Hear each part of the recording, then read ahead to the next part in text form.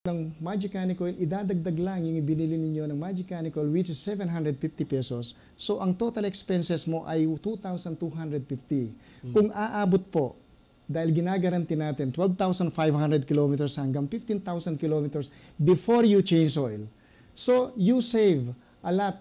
You save more than 2,000 pesos. Dahil po yung tatlong change oil ay nagkakahalaga ng 4,500, i-less po natin yung expenses ninyong 2,250. So, you save 2,250. Ngayon, maliban pa po doon, yung masisave ninyo sa fuel. Ang sinasabi po natin, up to 25% ang masisave ninyo on fuel. At hindi yun. Ang malaki dito, yung matitipid ninyo sa inyong maintenance, yung wear and tear ng inyong sasakyan, yung inside part of your engine. At hindi pa yun, nakatulong din kayo sa ating kalikasan because yung smoke emission ay mababawasan ng up to 70%.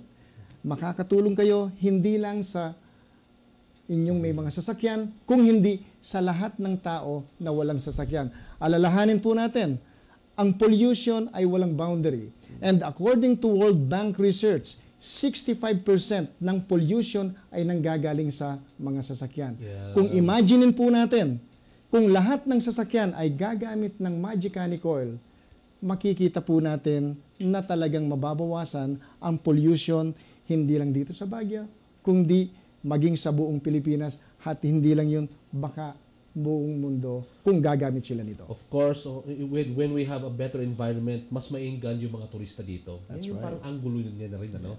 Kaya nga, mission tourismo tayo eh. Important talaga ang environment. Why will you like to go to a place na hindi maganda yung kanyang environment, di ba? Yeah. For the better environment, mas mainggan nyo po yung tao. Once again, Mr. Bert Quizon, thank you very much, the Vice President for Marketing of the Magicanic Enterprises. We now go to the President of Magicanic Enterprises, Mr. Johnny C. Your outgoing spiel, sir? Yeah, magandang balita ko siguro na may balita sa inyo mga kapatid na yung mga hindi pa nakagamit nga tulad ng mga sinabi ko, let the product speak for itself. Kung gusto nyo talagang makita po para mapakita natin, kahit individual na lang po, papayag ako na pag pumunta ho kayo sa atin para maipakita lang na totoo po yung product. Kasi halos lahat ng mga additive isa yung kine-claim. Halos parehas po yung mga sinasabi natin. Pero kami po, ipapakita natin sa talagang totoong actual na pagtesting ng bawat gagamit. Hindi po yung salita lang o yung nakasulat dito. Ako po, wag niyong mamasamain na talagang gustong-gusto ko pong makatulong dito sa syudad na pinanganakan ko at hindi po sa pera lang ang interest natin kung makatulong din po talaga sa kalikasan. Maraming salamat po at magandang gabi po sa inyong lahat. Okay. That's from a Baguio boy, Mr. Johnny C., the President of Magicanic Enterprises. Kanina po, Mr. Bert Quizon, formerly from Pampanga, now also a lover of Baguio. Yes. Vice President for Marketing of Magicanic Enterprises. Ito po, yung Magic Canic Oil, which of course, hopefully, sabi nga itong product, it helps protect the environment. And of course, yung environment, very important yan sa ating tourism industry. We really have to have a nice environment. Ano? Not only for tourism industry, pati yung health na rin, general health na rin natin.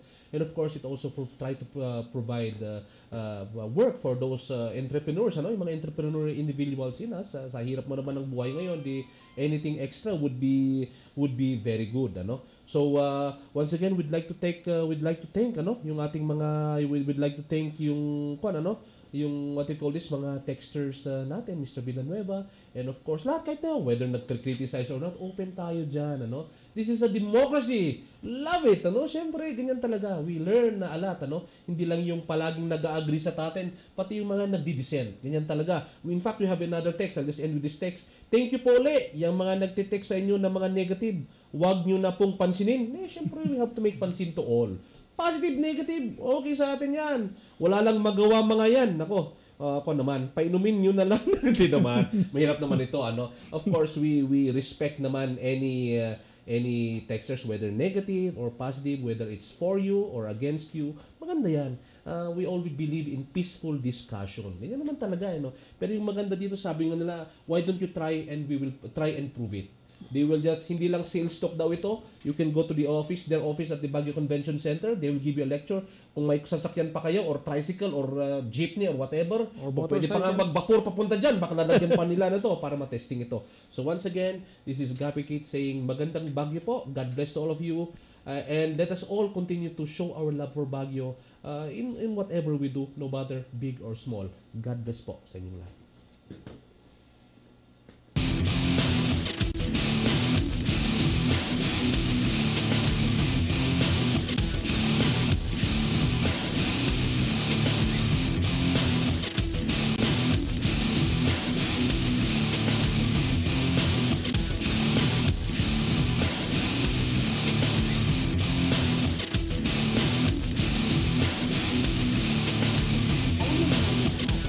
Pati na rin yung sa Baka naman na yata, no? And I believe we all, Unfortunately, that is one Baguio, hopefully we will